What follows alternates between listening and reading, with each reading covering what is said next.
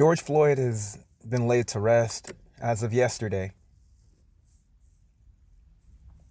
Definitely sad. This is sad. It took his death as the last straw, even though that straw has been the last straw with everything that especially Black America has seen. You know what's so wicked about this? Of course, they do this all the time. The white media. That's what they are, because they'll just do anything when it comes to demonizing us. And you see how everything works with this case too. We had that county, what was he, like a county examiner, medical examiner, that said that he had clogged arteries and all this crap. The dude was buff. He looked healthier than I do.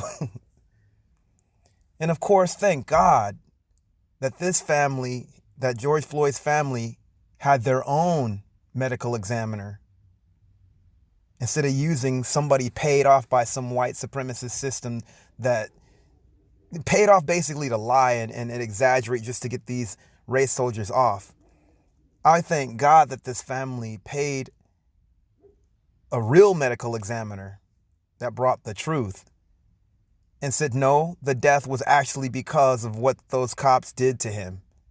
The oxygen didn't go to his brain, and he died that way. It's a shame that it took death to have our voices heard, that it took riots to have our voices heard again. And I'll be honest with you guys.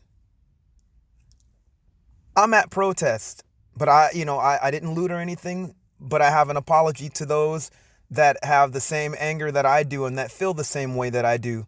I owe those that did loot an apology, because it's not up to me to tell you what to do with your anger when a whole system is totally treating you like crap.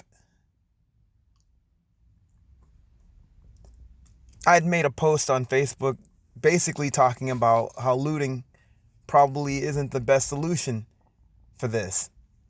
And what was on my mind was because of all the agent provocateurs that are taking advantage of our hurt and anger just to get what they want, or to basically like start some crap so they could put it all on us. I've seen that at past protests that I've been to. So, I mean, that's where I was coming from.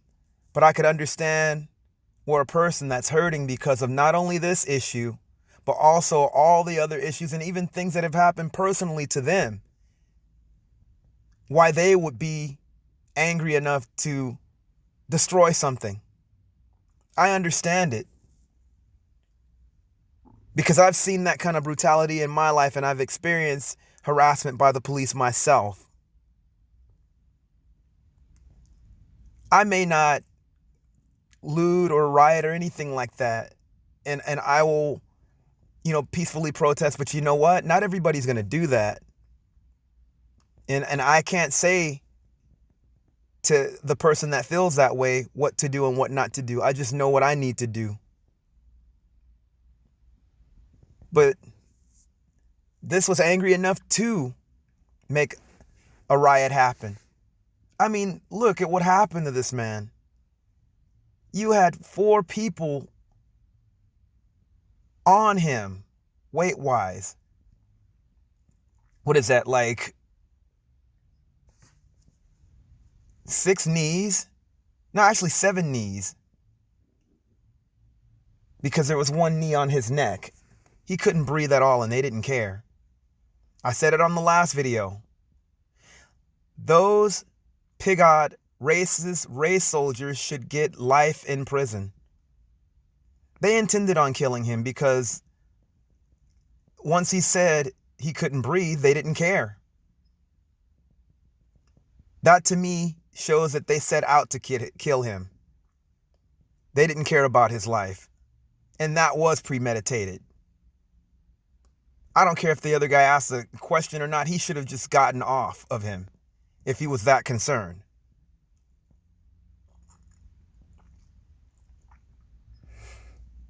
But let me tell you this, you guys. We should never let just one death bring us to this point. We got to always be in their faces. We have to always be politically aware. We have to always know what we need to do. I myself am telling myself that even more so. I saw this with the 92 riots.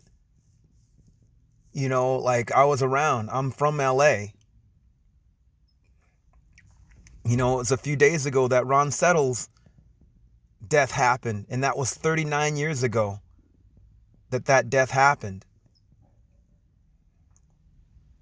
You know, and it's just strange how, yeah, and those cops, they never faced justice either. This is the thing. When you, it's amazing how they brought the charges up from third. I mean, the main guy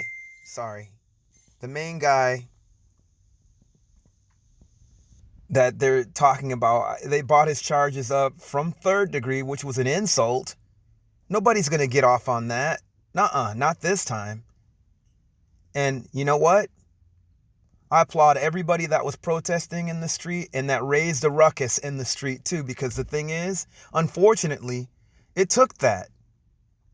It took things getting burned up to get them to get that charge upgraded. I think it should be upgraded even more. They complained about Colin Kaepernick and other people protesting and taking a knee. And then all this stuff goes down. Yeah, I wasn't looting. I wasn't going to participate in that. But you know what? Even my comments about that, I could understand how it could be taken the wrong way. For those that are on my Facebook, they know. And I just thought like, well, heck, I have no right to tell anybody how to protest, because the thing is, it is a horrible and more than angering situation. You can't let these people get away with that. So I understand. And I apologize for those that saw that post.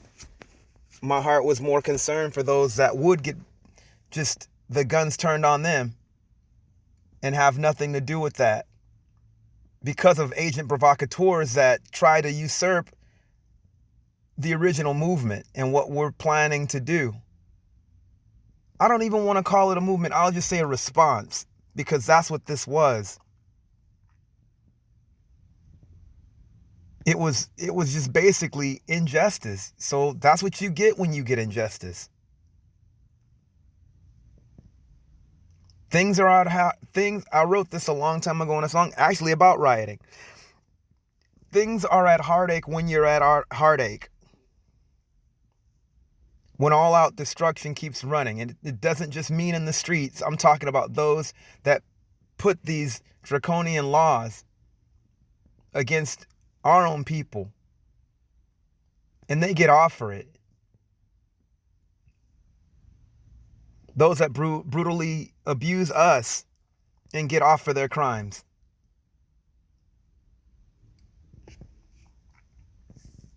So I don't know what else to say. There's so much to say. Sometimes I feel like my voice, like I'm one of a bunch of sand of voices, and I may not be the most articulate, but if you have any questions about anything I said, you could always hit me up and let me know.